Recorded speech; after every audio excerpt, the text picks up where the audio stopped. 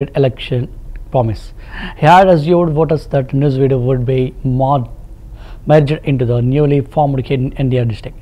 As the government initiated district reorganization committees were set up to review constituents boundaries, the minister had remarked that removing Kaikaluru and Newsvideo from Eluru would reshape the district and pledged that public opinion would guide decisions. However, the lack of progress has triggered dissent.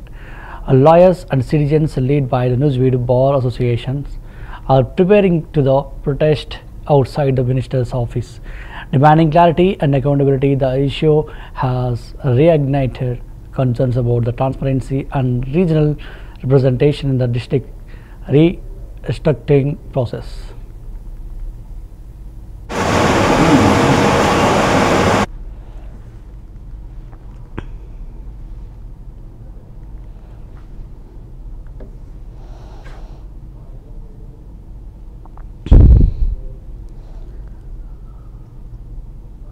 ఈ నూజివీడు నియోజకవర్గ ప్రజల ఆకాంక్ష మేరకు నేను request చేయడం జరిగింది. క్యాబినెట్లో కూడా ఆ చర్చ వచ్చినప్పుడు ముఖ్యమంత్రి గారి దృష్టికి కూడా తీసుకువెళ్ళాను. కాకపోతే ఏంటంటే మనం అర్థం చేసుకోవాల్సింది అనేక ఆకాంక్షలు ఉన్నాయి ప్రజలకి. నూజివీడు, కైకలూరు వీళ్ళందరికీ కూడా కృష్ణా జిల్లాలో కలవాలని, ఎందుకంటే ఎప్పటి నుంచో వచ్చింది కాబట్టి. కానీ ఏలూరులో నుంచి 2 నియోజకవర్గాలు తీసేస్తే మిగిలిన 5 నియోజకవర్గాలతో ఏ విధంగా తయారవుతుంది జిల్లా?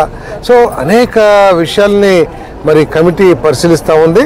తప్పుకోకుండా మరి దీన్ని ఎన్టీఆర్ జిల్లాలో కలపాలని చెప్పేసి నేనైతే ఒత్తిడి చేస్తున్నా, కానీ కొంత ఆలోచించాల్సిన బాధ్యత మన మీద కూడా ఉంటుంది. ముఖ్యమంత్రి గారికి కూడా ఆ అవకాశం ఇవ్వాలి.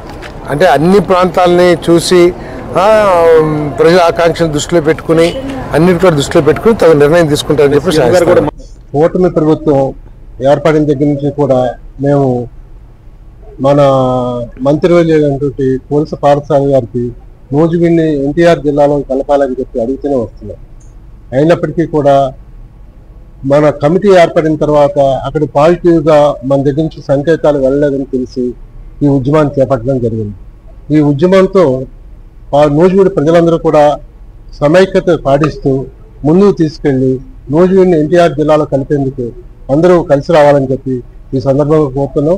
అలాగే ప్రభుత్వం వారు కూడా ఆలోచించి వెంటనే దీనిపై చర్య తీసుకుని నూజివీడుని ఎన్టీఆర్ జిల్లాలో కలపడానికి అందరూ అంగీకరిస్తూ ఒక స్టేట్మెంట్ ఇవ్వాల్సిందిగా కూడా మా బార్ తరఫున కూడా మేము డిమాండ్ చేస్తున్నాం.